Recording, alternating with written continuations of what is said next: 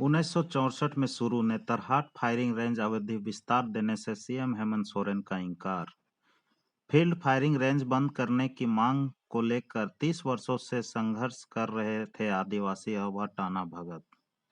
1964 में बिहार सरकार ने दिया था अवधि विस्तार।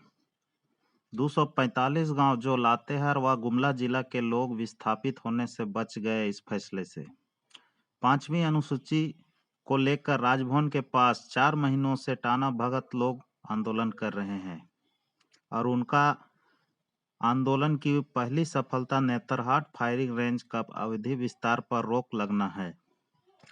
टाना भगत और आदिवासी समाज ने इस फैसले पर सरकार को धन्यवाद दिया। विकास के नाम पर विस्थापन बंद करो, विकास के नाम पर विस्थापन बंद करो। जन जन का ये नारा है, जन जन का ये नारा है। पूर्वजों की जमीन मत लूटो, पूर्वजों की जमीन मत लूटो। Pandey Netarhat field firing range जो काफी दिनों से विवादों में चलता आ रहा है, उस पर सीएम ने उसका विस्तार करने पर सीएम ने इनकार कर दिया है। इसे हम सीधा इनसे जानेंगे कि क्या है उसका भविष्य और ये कैसे देखते होंगे। सबसे पहले तो आपका चैनल को जोहार। बड़ी खुशी की बात है, नेतरहाट फील्ड फायरिंग रेंज लगभग 30 वर्षों से विवाद में रहा। ये आदिवासी क्षेत्र है और आदिवासी क्षेत्र में लगभग 245 गांव को विस्थापित करने का ये फील्ड फायरिंग रेंज के अभ्यास के लिए बहुत ही परेशानी का कारण बना। इस कार्यक्रम को रद्द करने के लिए कितने लोगों ने बलिदान भी दिया। मैं हेमंत सरकार को धन्यवाद करता हूं और इस अनिश्चितकालीन सत्याग्रह से हम टाना परिवार की ओर से भी मैं धन्यवाद करता हूं कि इन्होंने एक बहुत ही ऐतिहासिक पहल करने का कोशिश किया और ये संभव इसलिए हो पाया कि यह 5वीं अनुसूची क्षेत्र के अंतर्गत आता है।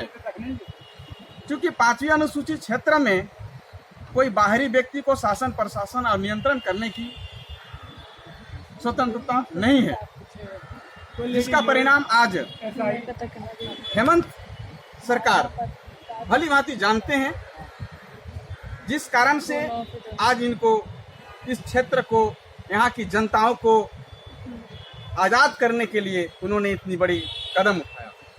30 साल से आदिवासी संघर्ष कर रहे हैं इसके लिए, आज उन्होंने इनकार कर दिया विस्तार करने से, तो आप इसको क्या बोलना चाहेंगे?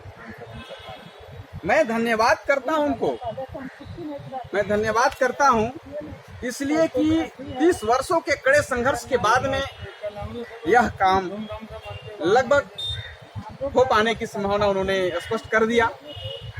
अब ये पूर्ण रूपेण इस तरह की समस्याओं से जूझना नहीं पड़ेगा, ये ऐसा मैं मान रहा हूं। क्योंकि 30 वर्ष कम नहीं होते हैं और 30 वर्षों तक कितने लोगों की जानें चली गई है। ये इतिहास जब देखेंगे तो सारे लाइन बाय लाइन कितने लोगों की मृत्यु हुई ये सब देखेंगे, ये शहादत कितने लोग हुए, ये सारे चीज आपको क्लियर डाटा मिल जाएगा। अभी मेरे पास में इस डाटा नहीं है, इसलिए मैं इसको स्पष्ट नहीं कर पा रहा हूँ। हाँ, यहाँ पर बहुत अच्छी पहल के लिए मैं धन्यवाद करता हूँ। अब मैं हेमंत सरकार से और एक पहल करने का उम्मीद करता हूँ कि ये 5वीं अनुसूची क्षेत्र है और 5वीं अनुसूची क्षेत्र में केंद्र सरकार हो या राज्य सरकार हो, इनको शासन प्रशासन और नियंत्रण करने का अधिकार नहीं है। यहाँ पर स्वायत्त शासन व्यवस्था के अंतर्गत संचालित होना है।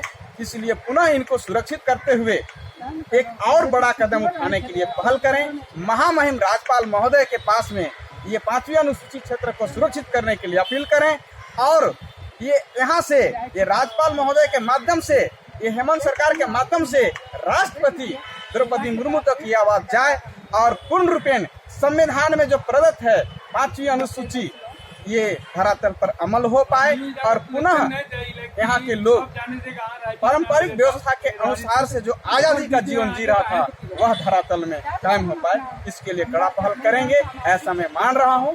और ये 1996 जो पेशा कानून है, ये 5वीं अनुसूचित क्षेत्र में पेशा कानून लागू नहीं है।